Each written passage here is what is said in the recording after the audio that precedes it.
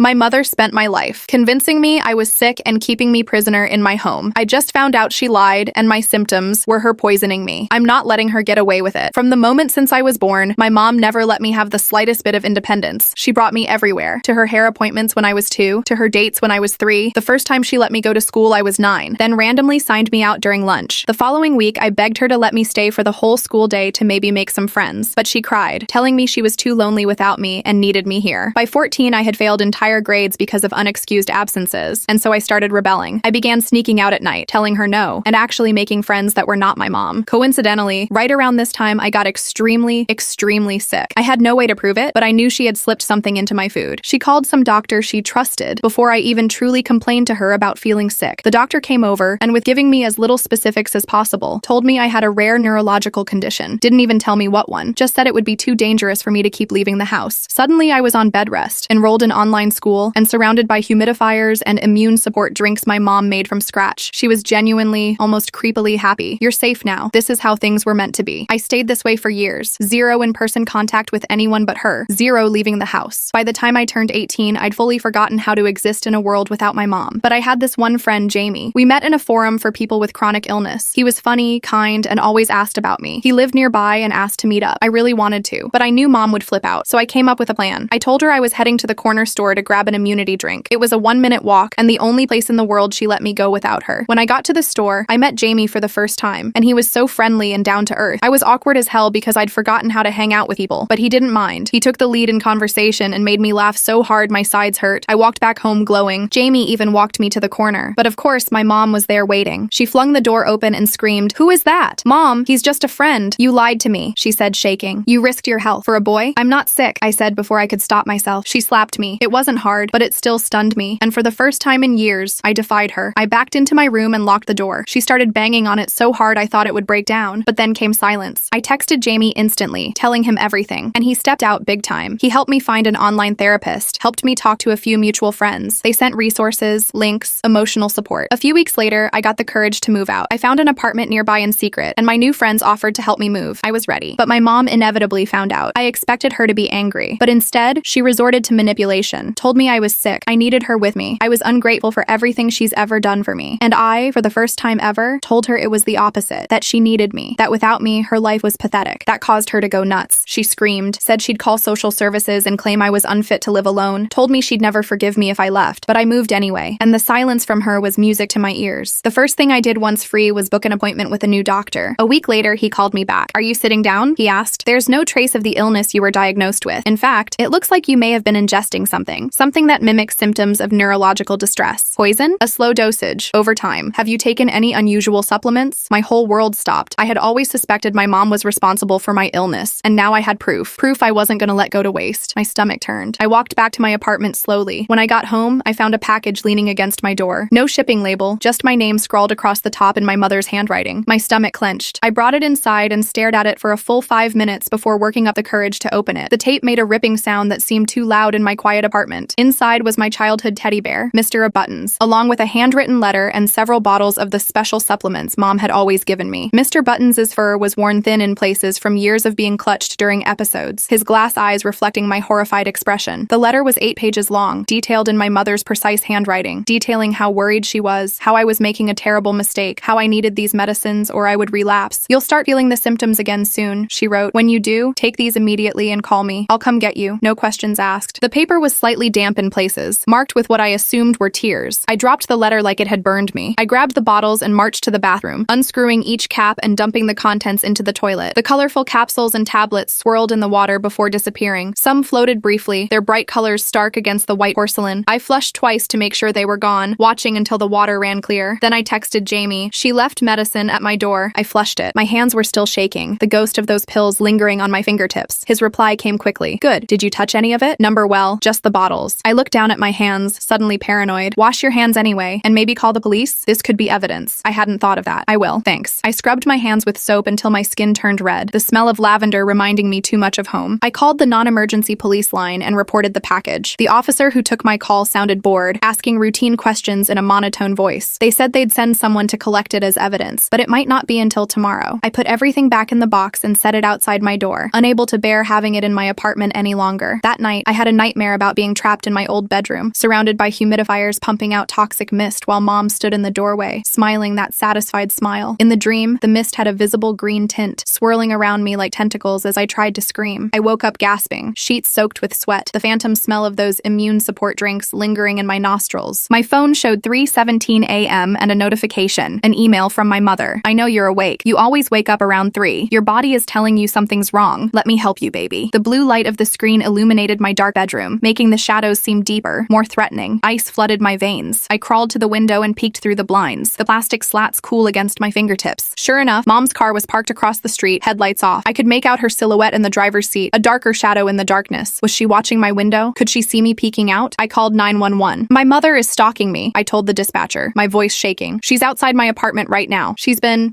poisoning me for years. I reported it yesterday." The words tumbled out in a rush, sounding unbelievable even to my own ears. The dispatcher assured me they were sending someone. I stayed on the line, huddled in the corner of my bedroom where I couldn't be seen from any window. The carpet was rough against my bare legs as I made myself as small as possible, phone clutched to my ear like a lifeline. 10 minutes later, police lights flashed outside, painting my walls in alternating blue and red. I watched as 2 officers approached Mom's car. They talked for a while, their flashlight beams bouncing off the windows. She gestured animatedly, probably spinning some story about her poor, mentally ill daughter. One officer nodded sympathetically, while the other spoke into his radio. Eventually, they escorted her back to her car and watched as she drove away, her taillights disappearing around the corner. One officer came to my door. "Ms. Chen?" he called after knocking. "I'm Officer Lewis. Can you come to the door?" His voice was deep and authoritative. I opened it cautiously, still clutching my phone. "Your mother says she's concerned about your mental health," he said. His uniform smelled of starch and coffee, and his utility belt creaked as he shifted his weight. "Says you've stopped taking necessary medication and are having paranoid delusions." My heart sank. Of course she would say that. It was the perfect defense. Paint me as the unstable one. That's not true. I filed a report yesterday. She's been poisoning me for years to make me think I was sick. I have a doctor who can confirm it. My voice sounded thin and desperate in the quiet hallway. Officer Lewis's expression softened slightly. "I see that note in the system now. Look, we told her she needs to leave the area and not return. If she comes back tonight, call us immediately. And you should file for a restraining order tomorrow." His flashlight cast long shadows down the hallway as he turned to leave. After he left, I couldn't go back to sleep. I sat up researching Munchausen by proxy syndrome until dawn broke, casting a pale golden light through my blinds. The stories I found were horrifyingly familiar. Mothers, usually, who made their children sick for attention, sympathy, or control. Some children died, some escaped, some never realized what had happened to them. The words on the screen blurred as I read case after case, recognizing my own experiences in the clinical descriptions. I was one of the lucky ones. I got out. I survived. The realization settled over me like a heavy blanket, both comforting and suffocating. The next morning, I went to the courthouse to file for a restraining order. The building was massive, all marble floors and echoing hallways that amplified every footstep. The process was confusing, the building massive and intimidating. I got lost twice before finding the right office, following signs with increasingly small print and confusing directions. "Do you have documentation of the abuse?" the clerk asked, looking bored. Her nails clicked against her keyboard as she barely glanced up at me. "I have medical records showing I was poisoned," I said, "and a police report from yesterday." My voice echoed slightly in the cavernous room, making me feel even smaller. She slid a stack of forms across the counter. "Fill these out, all of them. The judge reviews emergency petitions at 2 p.m. The papers were intimidatingly official, covered in legal jargon and tiny print. I sat in the waiting area, methodically working through the paperwork. The bench was hard and uncomfortable, and the fluorescent lights buzzed overhead, giving me a headache. Some questions were easy: name, address, relationship to the abuser. Others were harder. Describe the most recent incident of abuse. Describe why you fear for your safety. List all previous incidents of abuse with approximate dates. How could I summarize a lifetime of manipulation in these tiny boxes? How could I explain that every "I love you" had been a chain, every special meal a dose of poison, every "you need me" a prison bar? I wrote until my hand cramped, the pen leaving indentations in my fingers where I gripped it too tightly. At 2:30, they called my name. The judge, an older woman with silver-streaked hair, reviewed my paperwork. Her reading glasses perched on the end of her nose, and she smelled faintly of peppermint as she flipped through the pages. "This is a serious accusation," she said, peering at me over reading glasses. "Poisoning over a period of years." Her voice was neither sympathetic nor dismissive, just matter of fact. "Yes, Your Honor." My voice sounded small in the wood-paneled courtroom. "And you have medical evidence?" She held out her hand expectantly. I handed over the lab results my new doctor had given me. "These show traces of several substances in my system that shouldn't be there. My doctor believes they were administered consistently over a long period." The papers trembled slightly in my hand as I passed them over. She reviewed the papers, frowning. Her reading glasses reflected the overhead lights as she studied the documents. "I'm granting the temporary order. Your mother cannot contact you or come within 100 yards of you, your residence, or your workplace. We'll have a full hearing in 2 weeks where both parties can present evidence." The gavel made a sharp crack as she brought it down, making me jump. Relief washed over me. "Thank you." The words felt inadequate for what they this meant. A legal shield between me and the person who had controlled my entire life. Ms. Chen, she added as I turned to leave, if these allegations are true, you should consider pressing criminal charges. Her eyes were kind but serious, the first real acknowledgement from an authority figure that what had happened to me was not just wrong but criminal. I nodded, not trusting myself to speak. The thought of my mother in handcuffs, in a courtroom, in prison, it was too much to process. The wooden doors of the courtroom felt heavy as I pushed them open, stepping back into the echoing hallway. The court officer served my mother with the restraining order that afternoon. By evening, my phone was blowing up with calls from relatives I barely knew and hadn't spoken to in years. The constant buzzing made me want to throw it against the wall. Your mother is hysterical, said Aunt Diane, who I'd met maybe 3 times in my life. Her voice was accusatory, as if I'd done something terrible. She says you've had some kind of mental break. We're all so worried. I could hear the television playing in the background of her call, as if this family crisis was just a minor interruption to her evening. Honey, whatever fight you're having with your mom, this isn't the way to handle it, said Uncle Gary, who I didn't remember at all. His voice had that forced, jovial tone adults use when they're pretending everything is fine. She devoted her life to caring for you, said my grandmother, who'd visited exactly once when I was 12. I remembered her briefly, a stern woman who'd inspected the house with pursed lips and asked pointed questions about my medications. How could you repay her like this? The guilt in her voice was thick enough to choke on. I let most calls go to voicemail, but I did talk to my grandmother. I tried to explain, but she interrupted. The phone felt hot against my ear as she spoke over me repeatedly. Everyone knows you've been sick since you were little, she said. Your mother kept us updated. The specialists, the treatments, the setbacks. She's shown us your medical records. Her voice had that same patronizing tone Mom used when explaining why I couldn't do normal things. They were fake, I said. Or the doctor was in on it. I'm seeing a new doctor now who says I was never sick. My voice rose with frustration, knowing she wasn't really listening. Oh, sweetheart. Her voice dripped with condescension. That's your disease talking. Your mother warned us you might start rejecting your diagnosis. I could almost see her shaking her head sadly, believing every lie she'd been told. After we hung up, I threw my phone across the room. It hit the wall with a satisfying crack before falling to the carpet. Of course, Mom had been laying groundwork for years, telling everyone how sick I was, how dedicated she was. She'd constructed an entire narrative where she was the saintly caretaker, and I was the chronically ill, difficult child, and everyone believed her. The realization made me feel sick in a way no poison ever had. Jamie came over that evening with groceries and a determined expression. We need to document everything, he said, unpacking vegetables I didn't know how to cook. Carrots, zucchini, bell peppers. Their bright colors looked alien in my bare kitchen. Every symptom you had, every medicine she gave you, every doctor visit. We need a timeline. What's the point? I asked, slumped at my table. The wood was cool under my folded arms. No one believes me. Even my own family thinks I'm having a psychotic break. I believe you, he said firmly. Your doctor believes you, and we're going to make sure everyone else does too. He pulled out a notebook and pen, setting them on the table with purpose. We spent hours creating a detailed timeline. It was painful, dredging up memories I'd rather forget, but also clarifying. The pages filled with dates, symptoms, and treatments, creating a visual record of the abuse I'd endured. Patterns emerged that I hadn't noticed before. Look, Jamie said, pointing at our notes. His finger traced a line connecting several entries. Your symptoms always got worse after you showed independence, when you wanted to stay at school, when you made friends online, when you talked about college. He was right. My condition had always flared up whenever I started pulling away from her. The timeline showed it clearly. Every attempt at normalcy followed by a mysterious decline, followed by increased dependence on her care. And here, he continued, your symptoms improved when you complied, when you agreed to drop out of school, when you stopped asking to go outside. His voice was gentle but firm, helping me see what had been invisible when I was living through it. A chill ran through me. She was training me, like a dog. The realization made me feel hollow inside. She was controlling you, Jamie corrected gently, but you broke free. You're breaking free. His hand rested briefly on mine, warm and reassuring. The next day, I had another appointment with my new doctor, Dr. Gupta. Her office was bright and airy, with actual plants in the corners and children's drawings pinned to a bulletin board. She ran more tests and asked more questions about my symptoms over the years. Her stethoscope was warm against my skin, not cold like Dr. Marshall's always was. Based on what you've described and your test results, I believe you were being given a combination of substances, she said. Her voice was calm and professional, but her eyes were kind. Likely including ipecac to induce vomiting, laxatives to cause digestive distress, and possibly something like Vicine, which can cause dizziness and weakness when ingested. Will there be permanent damage? I asked, voicing my deepest fear. My hands twisted nervously in my lap as I waited for her answer. I don't think so. These substances typically don't cause long-term harm once exposure stops, but I'd like to monitor you for a while to be sure. She made notes in my chart, her handwriting neat and legible, unlike Dr. Marshall's deliberate scrawl. As I was leaving, Dr. Gupta handed me a card. This is a support group for survivors of medical abuse. They meet Thursdays at the community center. It might help to talk to others who've been through similar experiences. The card was simple white cardstock with black text, nothing like the glossy pamphlets for alternative treatments Mom always collected. I took the card, doubtful but grateful. The thought of sharing my story with strangers made my palms sweat, but maybe people who'd been through it would understand in a way others couldn't. That That Thursday, I forced myself to go. The community center was only a few blocks from my apartment, but it felt like miles. I'd never gone anywhere alone before moving out, except those brief walks to the corner store. Each step felt both terrifying and exhilarating, my heart pounding with anxiety and pride. The support group met in a small room with uncomfortable chairs arranged in a circle. The fluorescent lights buzzed overhead, and someone had attempted to make the space more welcoming with a few potted plants and a table of refreshments. There were only 6 other people there, ranging from a teenager to an elderly man. Their faces showed varying degrees of wariness and resolve, expressions I recognized from my own mirror. The facilitator, a woman named Harper, welcomed me warmly. Her handshake was firm, her smile genuine. "Would you like to introduce yourself?" she asked after I sat down. The plastic chair creaked under my weight. I hesitated, suddenly unsure what to say. Victim? Survivor? Daughter? The words stuck in my throat as everyone watched expectantly. "I'm Betty. My mother has Munchausen by proxy. She made me sick for most of my life to keep me dependent on her. I just figured it out a few weeks ago." The words hung in the air, my truth finally spoken aloud to people who might understand.